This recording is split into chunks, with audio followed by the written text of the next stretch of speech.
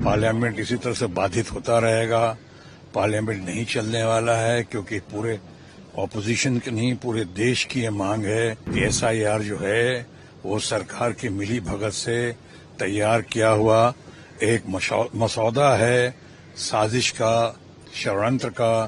Parliament में अगर ये बात नहीं उठेगी तो कहां उठेगी? और ये सरकार का कहना कि ये सरकार का इश्यू नहीं है, इलेक्शन कमीशन का इश्यू है।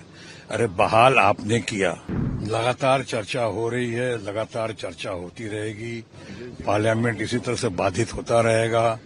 पार्लियामेंट नहीं चलने वाला है क्योंकि पूरे ऑपोजिशन की नहीं, पूरे देश की ये मांग है कि एसआईआर जो है वो सरकार की मिली भगत से तैयार किया हुआ एक मसौदा है, साजिश का, षड्यंत्र का। ऐसा लोगों को प्रतीत हो रहा है कि इलेक्शन कमीशन ने जो किया है, गोल्ड पोस्ट चेंज किया है। अचानक आपने देखा बहुत सारी हरकतें हुई हैं। 65 लाख लोगों का दाम काट दिया गया है। क्यों काटा गया, किन लोगों का काटा गया, कितने लोग मृत हैं, कितने लोग प्रवासी हैं, कितने लोगों का कारण क्या है, नाम दिया है। अब कोर्ट ने कहा है और अब शायद कल परसों तक इन लोग नाम और कारण देने की कोशिश करेंगे, जैसा इनको इन्होंने बताया है। बात रही है पार्लियामेंट की। पार्लियामेंट में अगर ये बात नहीं उठेगी तो कहां उठेगी? और ये सरकार का कहना कि ये सरकार का इश्यू नहीं है, इलेक्शन कमीशन का इश्यू है। अरे बहाल आपने किया। आनन फानन में आपने बहाल किया जिस तरह से इलेक्शन कमिश्नर्स को।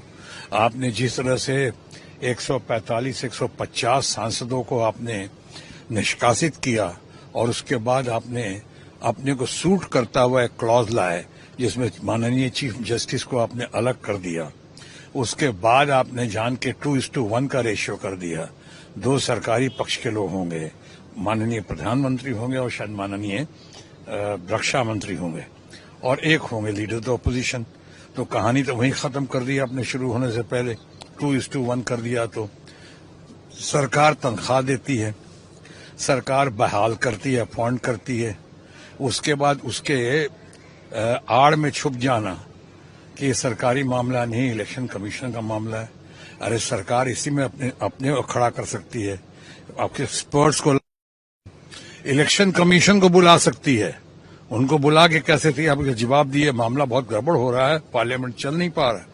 ये तो लगता है बिहार के चुनाव को देखते हुए और उसके बाद बिहार बंगाल के इलेक्शन को देखते हुए, हमारी ममता जी के लोकप्रिय हुए और तेजस्वी के जो जलवा है, रुआब है, रुतबा है, पॉपुलरिटी है, उसको देखते हुए जिस तरह से इन्होंने मिली भगत करके एसआईआर के जरिए एक महादानव क्रिएट करने की कोशिश की है वोटों के मामले में, मतों के मामले में, वो ये कहने से काम नहीं चलेगा कि इलेक्शन कमीशन का। जब आप सीबीआई के ऊपर रात में पुलिस का रेड कर सकते हैं 12 बजे 2 बजे, जब सीबीआई के डायरेक्टर की तनख्वाह आप अभी तक रोक सकते हैं, पेंशन उसका अभी तो रोका हुआ है, तो आप इलेक्शन, वो भी तो संवैधानिक संस्था है।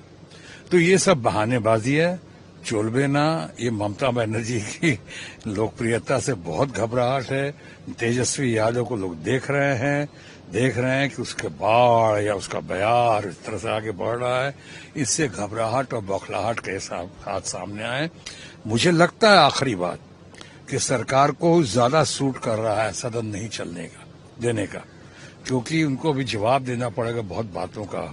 बिहार में कोर्ट में तो जवाब देना ही पड़ रहा है, बिहार में भी और बंगाल में भी। इसलिए लगता है कि ये जानबूझ के कराया जा रहा है, क्रिएट किया गया सिचुएशन कि हम उसके आड़ में छुप जाएं, इलेक्शन कमीशन के जवाब ना दे। To serve with love, SIR with love हमारा चलता रहे इस तरह, लेकिन बहुत भारी पड़ेगा, इसमें दो राय नहीं है।